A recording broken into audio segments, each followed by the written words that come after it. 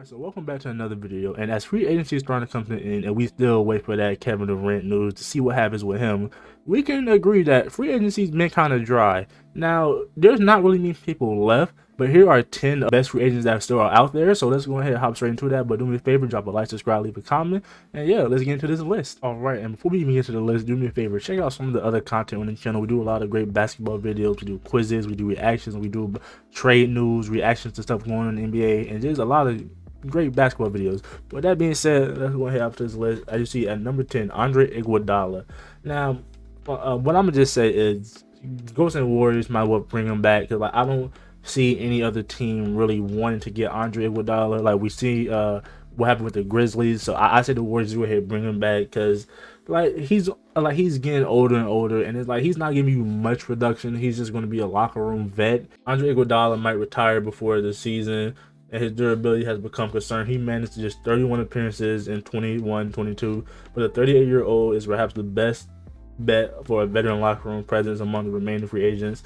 Beyond his 4 championships and Finals MVP, Iguodala is 5th among active players in career playoff minutes. By the end of the Golden State Warriors' latest title run, he looked like a player coach. What Iguodala can offer in terms of leadership, mentorship, basketball IQ, and make a real difference. But he's also a heady defender and playmaker as well. He played only 603 minutes in 21-22, but he averaged a career high 7 assists per 75 possessions, and the already stellar Warriors net rating was comfortably better when he was on the floor. Like I said, if anything, a team that should pick him up is probably like a younger team, but I think the Golden State Warriors should go ahead and bring Iggy back and just let him retire a Warrior. Then we have Dwight Howard. I was sure Dwight Howard was back to the Lakers. Alright, I'm mistaken. Let's see. Dwight Howard will turn 37 in December. Like Andre Iguodala, he's near the end of his illustrious NBA career.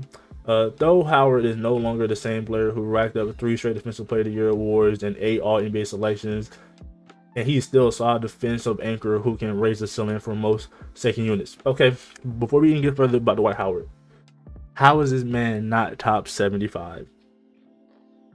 I'm just saying, like, he should be top 75. Yeah, so like at this point in Dwight Howard's career, he's going to be a backup.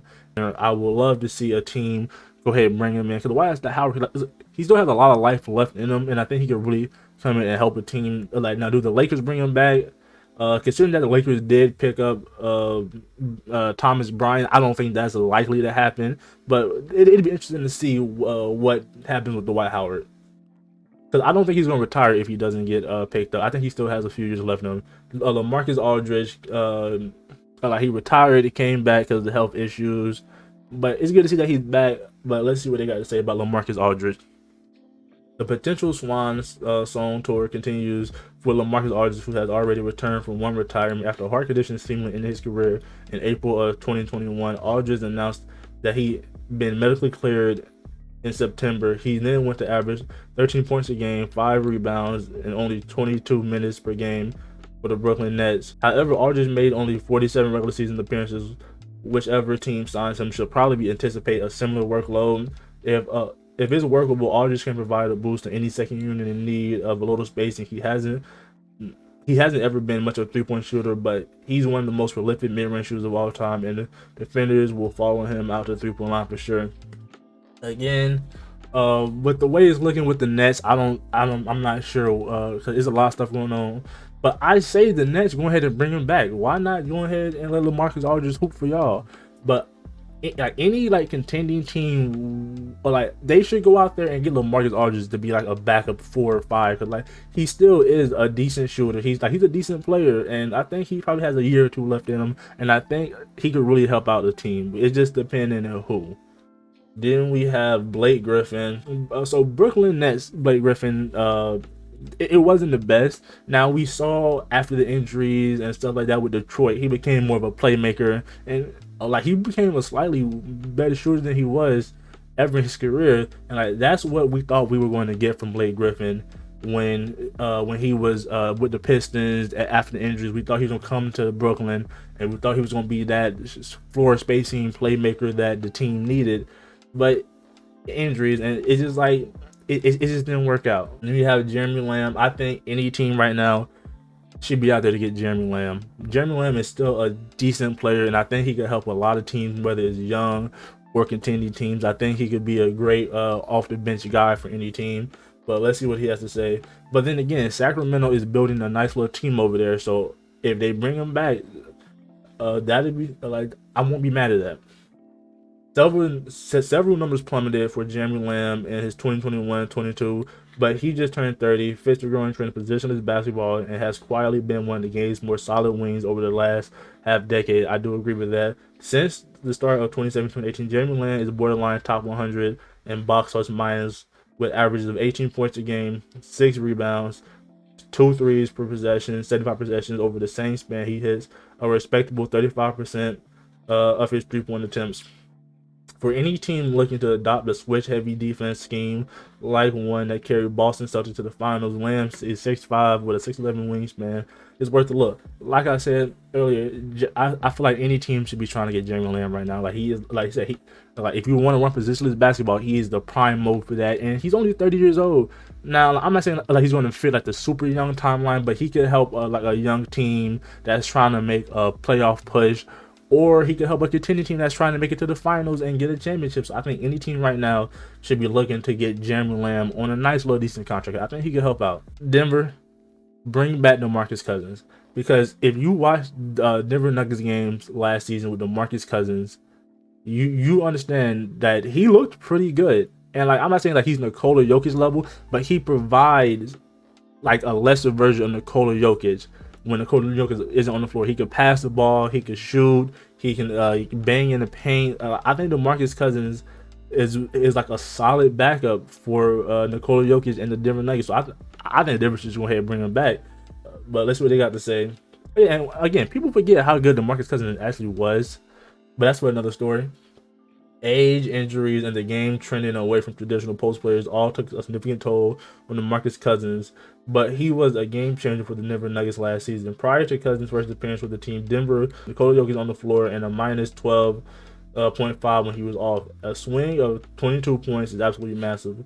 From the point at the end of the season, Nuggets were plus 6.9 with Jokic and a minus 2.2 without him. Shrinking that number from 22 to 9.1 was largely due to DeMarcus Cousins bruising a well-rounded interior game. They were 22-9 in the games that he played. If Cousins is willing to accept a similar role elsewhere and successful stint off the bench for both Milwaukee and Denver, he suggests he can push teams closer to contention. Like I said, I think teams should go ahead. I think Denver should go ahead and bring him back. I feel like DeMarcus Cousins has accepted that role that he is a backup center, and I think he's starting to embrace it. And like the way he played last season with Denver Nuggets, he looked pretty good, and I think Denver should go ahead and bring him back if they really want to stay in title contention. I think he's the perfect backup center. He's one of the best backup centers you can have right now at this point. So like he's not a bad player.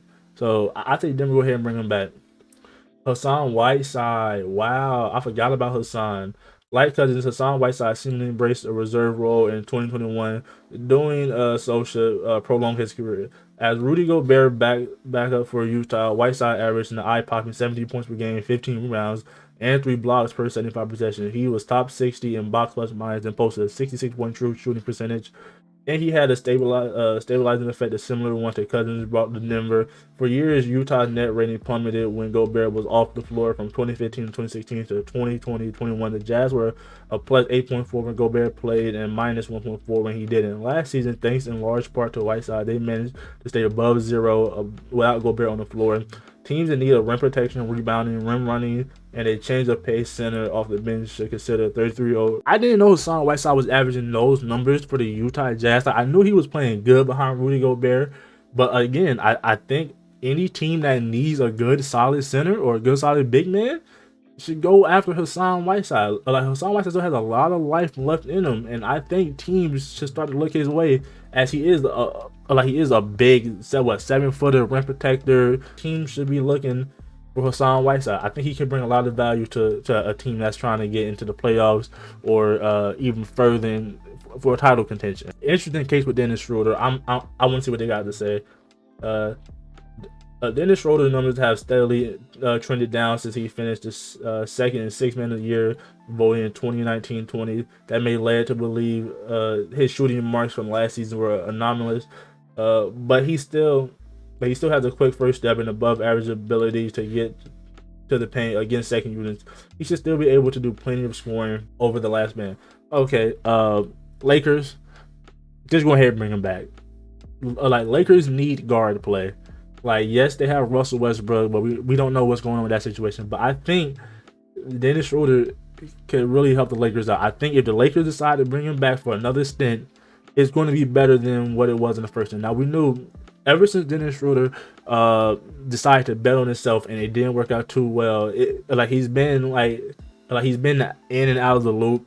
But I think the Lakers should go ahead and bring him back and give him another chance. I think he could really help that team, especially in the guard play. Cause it's like you don't know what you're getting out of Russell Westbrook. So I think having a solid backup guard like Dennis Schroder is like something that you should look into. Montrezl Harrell, if I'm going to say the Hornets bring him back. Now I know they just got Mark Williams in the draft, but I think you go ahead and bring Montrezl back. But again, any team that needs a center, Montrezl should be on that list, because it was only a few years ago he was winning sixth man of the year. Let's not forget that. But let's see what they got to say. Over the years, discussion on Montrezl Harrell has gotten out of the whack. The 6'7" big man has his defensive limitations, but that shouldn't erase the fact that he's one of the game's most effective reserve scorers. He is. Despite a higher disadvantage in his matchups, Harrell plays in with tenacity and offense that allows him to get to the rim and rolls cut about as effectively as anyone. And he's a great touch around the basket when he gets there.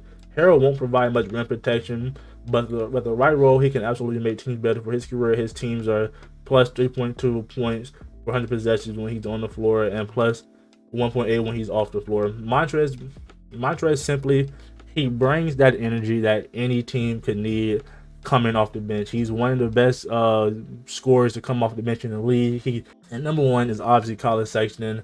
Now I know Colin Sexton. I know there's a qualifying offer for him in the Cavs, but the thing with the qualifying offer is if he signs this, he's an unrestricted free agent next year, so he could just walk. But I think what the Cavs are doing is they're trying to see what is the market or what is other teams going to offer Colin Sexton before we decide to give him. We offer him another contract. That's what I think is happening with that. But let's see what they got to say. But in my opinion, just bring him back. Come on now. I know y'all got Darius Garland, and y'all should stick with Darius Garland. But I say Colin Sexton, after coming off his injury, I think Colin Sexton is going to be a decent player. So I think the Cavs should go ahead and give him another chance and just bring him back. But that's what he got to say. Colin Sexton was that odd man out in the year's group of free agents, and considering the 3-year, roughly $40 million offer that he reportedly received from Cleveland, it might make sense for him to play this season on the qualifying offer he signed ahead of free agency before re-entering the market in the 2023. He can recreate and improve upon what he did in the 2021-22. A knee injury limited him to 11 games. He's likely to get a better deal next summer. The season Sexton averaged 24 points per game on 37% shooting from the three. At the very least, he looked like a potential heat check off the bench scorer who could swing games with a high stretch here or there. If he shows more ability and willingness to defend or create for others, his ceiling is even higher. Yes, any team that needs a good guard right now that could come in and just like I said, you give you a heat check. Colin Sexton is that guy for you, but I think the Cavs should go ahead and bring him back. Now, look, like I said, he's on there is a qualifying offer, and with that, like I said, he will be a free agent next season, and he could just walk for nothing. I don't think they really want that to happen, so they're trying to see what other teams will offer him, and hopefully they can figure this out pretty soon. Because I think Colin Sexton is going to come back with a chip on his shoulder and something to prove. But it's only time to tell. All right, and there y'all have it. Let me know if there's any players on this list that you would like to see your team pick up. But with that being said, as always, drop a like, subscribe, leave a comment, and I'm gonna catch you next video. We out of here.